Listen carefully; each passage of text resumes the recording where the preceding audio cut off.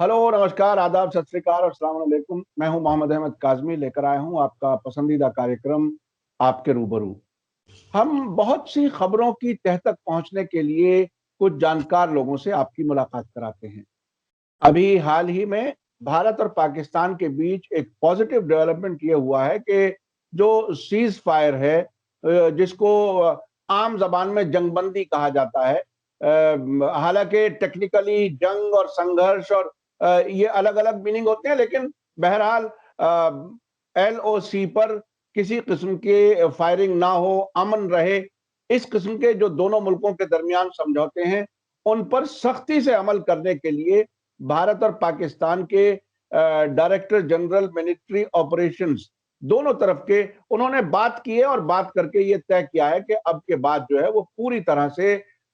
उस पर जो अब तक समझौते हैं, खासतौर पर 2003 का समझौता, उस पर हम अमल करेंगे। लेकिन इस पूरे सिनेरियो को समझने के लिए आज मेरे साथ मेहमान हैं करगिल से सज्जाद करगिली साहब, जो बिल्कुल वो जगह है जहां आपको याद होगा भारत और पाकिस्तान के बीच में करगिल जंग जिसको कहा जाता है वो हुई थी। और वहां के लोग बहरहाल जब भी बॉर्डर पर, LOC पर, जब भी मुल्कों के बीच में, चाहे वो इंडिया चाइना हो या इंडिया पाकिस्तान हो, तो इलाके के उस जगह के लोग सबसे ज्यादा मुतासिर होते हैं। सज्जाद करगिली साहब, वेलकम है आपका। मैं आपको सवाल करने से पहले मैं अपने दर्शकों को एक बार फिर याद दिला दूं कि सज्जाद करगिली साहब सीनियर जर्नलिस्ट हैं, उसके अलावा सोशल एक्टिविस्ट हैं और उन्होंने 2019 का पार्लियामेंट का इलेक्शन भी लड़ा है। सोशल एक्टिविस्ट के साथ साथ पॉलिटिकल एक्टिविटीज भी आपकी हैं और लोगों से जुड़े हुए हैं, लेह, लद्दाख, करगिल, इस पूरे इलाके में। सज्जाद करगिली साहब, आपका वेलकम है। आप बताइए कि ये एक जर्नलिस्ट के तौर पर और उस इलाके में रहते हुए जहां सबसे पहले अगर गोली चलती है तो वहां असर नजर आता है, आप इसको किस तरह से देख रहे हैं, भारत और पाकिस्तान के बीच में जो कुछ हुआ है? काज़मी साहब, आपका बहुत बहुत शुक्रिया। अगर आप पूरे बॉर्डर एरियाज़ के लोगों की बात करें और यहाँ लोग क्या फील करते हैं इस जंगबंदी के एग्रीमेंट को एक्सटेंड किए जाने या इस सीज फायर को जो है एग्रीमेंट पर दोनों ममालिक ने जो है वो एक इनिशिएटिव जो लिया है, इसको काफ़ी खुश आइन कदम करार दे रहे हैं लोग। काफ़ी इसको वेलकम किया जा रहा है, क्योंकि हम अगर देखते हैं तो जो बॉर्डर में खासकर 2020 में 5133 जो है सीज फायर वायलेशन हुए इंडिया और पाकिस्तान के दरमियान, जिस दौरान 46 डेथ्स हुई, 46 लोगों की जान जो है वो जहां बहक हो गए। वो दोनों तरफ जो है ये गवर्नमेंट के रिकॉर्ड में ये चीज़ें हैं। अगर आप देखेंगे 2018 में तकरीबन 2000 के आसपास सीज फायर वायलेशंस हुए, और उसके साथ साथ जो बढ़ा फिर आगे, और 2019 में 3400 जो है सीज फायर वायलेशंस हुए, और 2020 में 500 से भी तजावुज कर गया। कुल मिला के 14,000 सीज फायर वायलेशंस हुए हैं 2006 से 2021 तक के दरमियान में, और इस दौरान काफ़ी लोगों की जानें भी गई। तो जाहिर सी बात है, जो इंडिया और पाकिस्तान की मेनलैंड में जो लोग आबाद हैं, शायद उनको इन चीज़ों का अंदाज़ा भी नहीं होगा कि कितनी जानें वहाँ रोज़ जाती हैं। और इंडिया और पाकिस्तान के माबीन तकरीबन जो गुज़श्ता 3 जंगें, बड़ी जंगें हुई हैं, लेकिन जो बॉर्डर में रहने वाले लोग हैं उनके लिए हर लम्हा जो है वो जंग का लम्हा होता है। तो हमारे लिए तो ये एक बड़ा वेलकमिंग इनिशिएटिव है। हम तो चाहते हैं कि ये मुज़ाकरात का जो सिलसिला है ये आगे बढ़े और मामलात दोनों मुल्कों के दरमियान जो है वो अमन की तरफ और भी आगे बढ़ें, ताकि लोगों को काफ़ी राहत महसूस हो। बहरहाल मुझे इस मौके पर अटल बिहारी वाजपेयी, अनजानी अटल बिहारी वाजपेयी का वो जुमला याद आता है कि उन्होंने कहा था कि आप दोस्त बदल सकते हैं लेकिन हमसायों को नहीं बदल सकते हैं। और ये एक रियलिटी है कि इंडिया एंड पाकिस्तान जो है, हिंदुस्तान और पाकिस्तान दो हमसाए हैं, और दो हमसायों के बीच में जंग जो है वो किसी के फायदे में नहीं है और दोनों तरफ जो है नुकसान होने का ज़्यादा अंदेशा है। और नुकसान का मतलब आप देख सकते हैं, जंग से किसी भी चीज़ का कोई नतीजा नहीं निकल सकता, कोई इसका जो है वो हल किसी मसले का ये है नहीं। और जैसे कि बकौल शायर की जंग किसी मसले का हल नहीं, जंग तो खुद एक मसला है। तो बिल्कुल इसी तरह है। और अगर ये सीज फायर एग्रीमेंट हुआ है, पीस एग्रीमेंट, तो ये वेलकमिंग इनिशिएटिव है पाकिस्तान और हिंदुस्तान के माबीन एक लंबे अरसे बाद ये इनिशिएटिव देखा गया। यही नहीं बल्कि जो चाइना के साथ भी जो एग्रीमेंट हुआ है, जो ईस्टर्न लद्दाख में जो एक स्थिति बनी हुई थी, एक सिचुएशन बनी हुई थी जिसमें दोनों मुल्क जो है आमने सामने थे, उसमें धीरे धीरे जो डिसएंगेजमेंट का प्रोसेस हो रहा है, ये बहुत अच्छी बात है। हम चाहते हैं कि दोनों सरकारें, भारत सरकार और चीन की सरकार, मजीद इन चीज़ों को और बढ़ाए और जो डिसएंगेजमेंट है उसको मजबूती के साथ आगे बढ़ाते हुए बाकी सारी जगहों से भी डिसएंगेजमेंट के प्रोसेस को कंप्लीट किया जाए। ये जो हमारा रीजन है काजमी साहब, अगर आप देखेंगे जम्मू कश्मीर लद्दाख का जो इलाका है, एक अरसे से जंग व जदल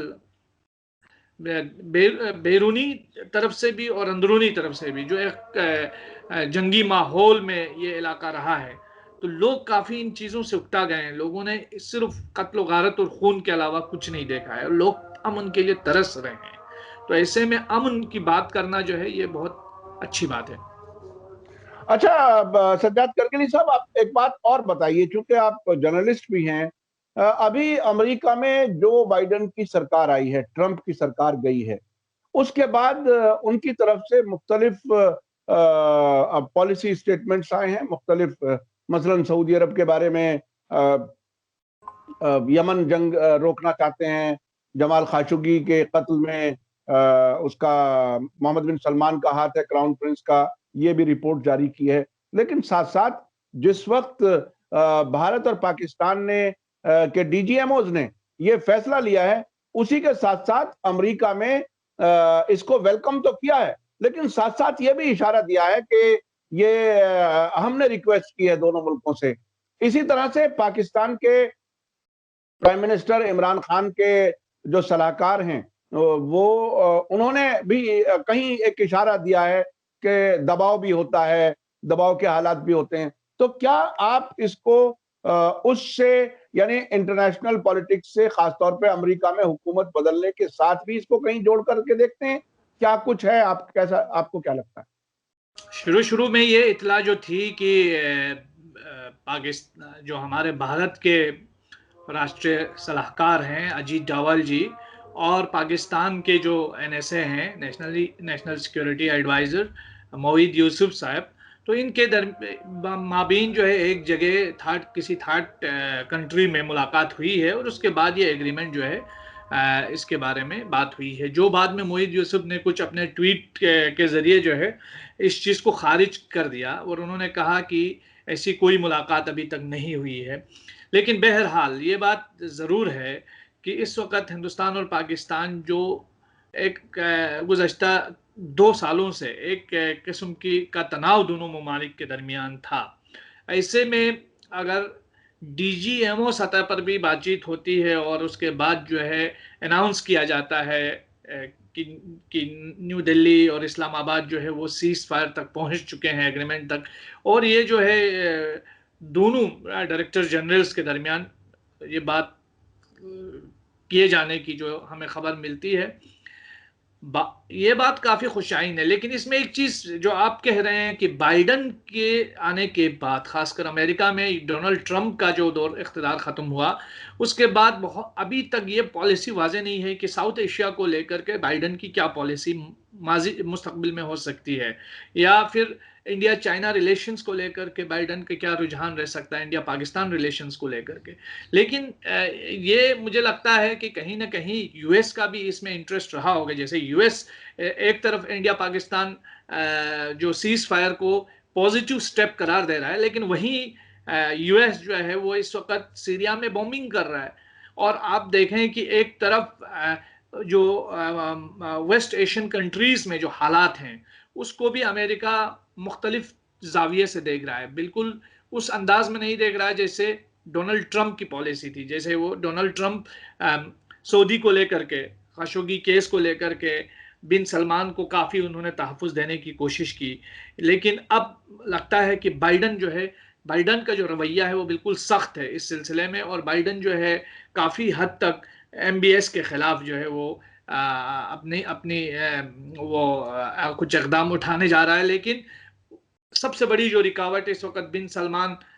को बचाने के लिए इसराइल जो है वो बिल्कुल पेश है, और इसराइल चाहता है कि बिन सलमान के खिलाफ कोई ऐसा इकदाम बाइडन सरकार न उठाए जिससे ये जो मिडल ईस्ट बोले या वेस्ट एशियन कंट्रीज के अंदर जो है हालात बदल जाएं। लेकिन अमेरिका का फुल इंटरेस्ट, पूरी तवज्जो इस वक्त इन वेस्ट एशियन कंट्रीज की तरफ है, और वो अमेरिका ये चाहता है कि मुख्तलिफ जो महाज खुले हैं, जैसे यमन का महाज है, और वहाँ इराक़ के अंदर भी जो हशदुश्शाबी एक तरह से पूरी तरीके से अमेरिका को बाहर निकालने के जो ऑपरेशंस आयरोज कर रही है, हम देख रहे हैं। और इसके साथ साथ जो सऊदी के अंदर भी जो एक किस्म का किंग के खिलाफ, MBS के खिलाफ एक माहौल जो बन रहा है, तो उन तमाम चीज़ों को एक तरफ रखते हुए फिलहाल अमेरिका ये चाहता है कि ये जो आर्क ऑफ रेजिस्टेंस है, जो रेजिस्टेंस की किश्ती है जिसे सीरिया कहा जाता है, सीरिया में जो है अपना असर और नफूज पैदा करे और वहाँ मिलिट्री ऑपरेशंस करके अपना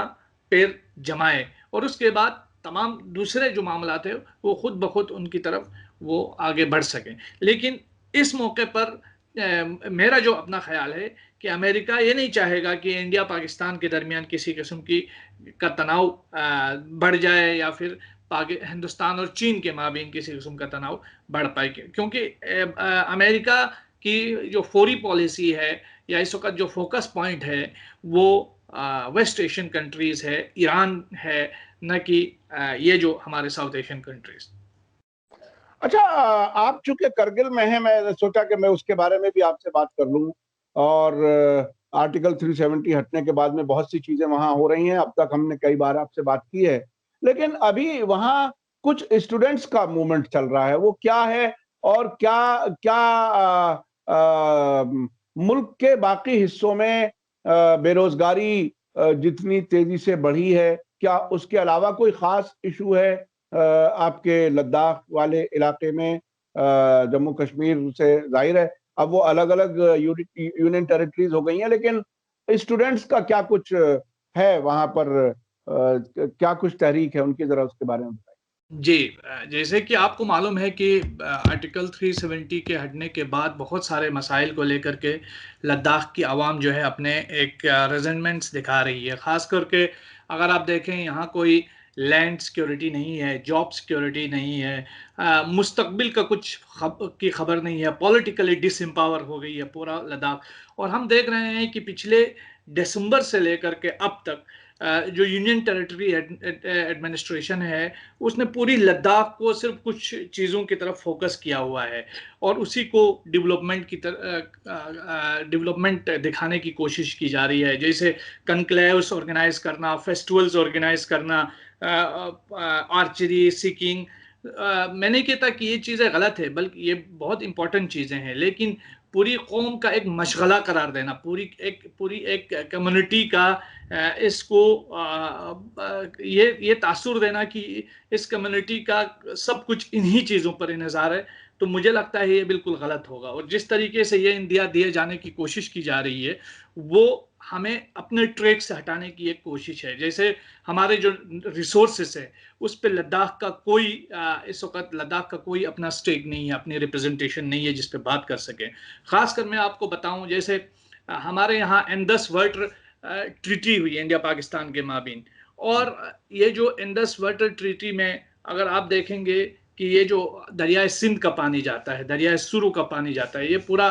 पानी जो है आगे पाकिस्तान इस्तेमाल करता है, और इससे पाकिस्तान अपने इलाकों को सैराब करता है, बिजली फराहम करता है। लेकिन आज तक हमें ये नहीं पता कि इसकी रॉयल्टी कहीं मिलती है कि नहीं है किसी को, और अगर मिलती है तो वो रॉयल्टी किसको मिलती है, और इसमें से लद्दाख को कितना इसका हिस्सा मिलता है, क्योंकि हमारे ही लोग हैं जो इस ग्लेशियर को बचाते हैं, जो इस एनवायरनमेंट को प्रिजर्व करते हैं। हमें सिर्फ ये बताया जाता है कि आपको 500 करोड़ रुपये मिल गए हैं और आपको जो है अब तरक्की के हम ऊंचाइयों की तरफ ले जा रहे हैं, लेकिन हमारे ही रिसोर्सेज का इस्तेमाल करके हमें कितना फायदा पहुंचाया जा रहा है, इस चीज के बारे में ना कोई सवाल किया जा रहा है, न इस बारे में किसी का कोई फोकस है। तो जाहिर सी बात है कि ये जो सारी चीजें हैं, सारी जो प्रॉब्लम्स है कश्मीर में, जो आर्टिकल 370 का जो हटना है, ये सारा का सारा रिसोर्सेस का इशू है। ये पूरा का पूरा जो फोकस है, जिस तरह इस देश के अंदर मतलब हर चीज को कॉरपोरेट्स के हाथों बेचा गया है, जैसे रेल, आप जहाज की बात करें, एयरपोर्ट्स की बात करें, हर चीज जो है वो एक किस्म की इस वक्त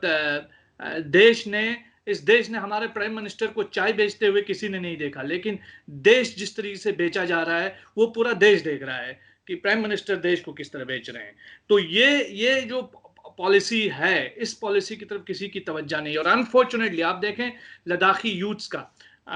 जैसे JKPSC है, Jammu Kashmir public service commission में बहुत सारी वैकेंसीज का अनाउंस होने जा रहा है, और ये वो वैकेंसीज हैं जो 2019 से पहले की वैकेंसीज है। और अब लद्दाख के स्टूडेंट्स जिन्होंने उस दौर में इन चीज़ों के लिए अप्लाई किया था, वो इससे बाहर हैं, और अनफॉर्चुनेटली लद्दाखी स्टूडेंट्स की कहीं इस पर आवाज़ नहीं उठाई जा रही है। और अगर आप आवाज़ उठाते भी हैं तो आज देश में ये जो एक ट्रेंड बनाया गया है कि या हमारे साथ रहिए या आप की जगह कहीं और है, ये जो बताने की कोशिश की जा रही है, और डिसेंट के लिए कोई जगह नहीं है, इस डिसेंट को मैं ये कहूँगा कि इसको किसी भी सतह पर कोई इंपॉर्टेंस नहीं दी जा रही है। रही बात, अगर आप कारगिल की बात करें तो कारगिल को खासकर एक डिस्क्रिमिनेटरी अप्रोच के साथ टारगेट किया जा रहा है इस यूनियन टेरिटरी में। अगर आप देखेंगे कि LG ऑफिस इस वक्त लेह के अंदर है, और इस वक्त जितने भी कमिश्नर सेक्रेटरीज हैं वो सारे के सारे लेह में हैं, कोई डायरेक्टर कारगिल में नहीं है, सारे के सारे लेह में हैं। तो कारगिल को तो एक systematic discrimination on the basis of religion, मैं ये कहना चाहूंगा, on the basis of religion, ये सरकार जो है सेंटर की पॉलिसी है कि किसी न किसी तरीके से इनको जो है डिसएम्पावर किया जाए। और मैं और एक चीज भी इंपॉर्टेंटली ये बताऊंगा काजमी साहब, अभी यहाँ हमारे हिल काउंसिल में, लद्दाख ऑटोनॉमस हिल काउंसिल में जो हमारी 4 नॉमिनेटेड